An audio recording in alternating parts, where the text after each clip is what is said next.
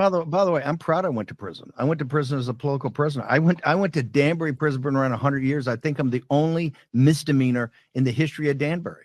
I am proud to go, and I didn't go to a camp. Danbury is an old school prison, quite dangerous. And one of the reasons it's dangerous because of the mass incarceration of young African American and Hispanic young men on these RICO charges, conspiracy to distribute drugs, which they get 10, 15, 20, 25 years in a small place like Danbury, and they can't handle the time. And what they do is they turn to these drugs called K2 and others, and that totally flips them. These prisons are very dangerous. They're very overcrowded. I was proud to go to prison. I was proud to be an inmate. And the reason was I would do it again.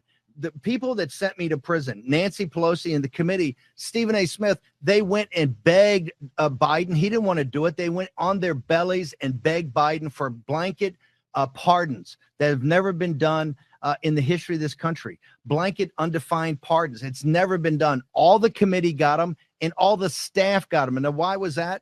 Because the whole thing was a lying sham at the beginning. I stood up for the Constitution on separation of powers and also for the president to be able to talk to people and keep that confidential, right? On two purposes, I said, and I told my lawyers, let's just go all the way and try to do it. If they find me guilty in a rigged trial in Washington, D.C. with perjured testimony from a person who took a pardon, okay, I'll do it. I don't care. If I go to prison, I go to prison. I'm prepared to put it all forward here. And that's what people understand. That's why they come to my show.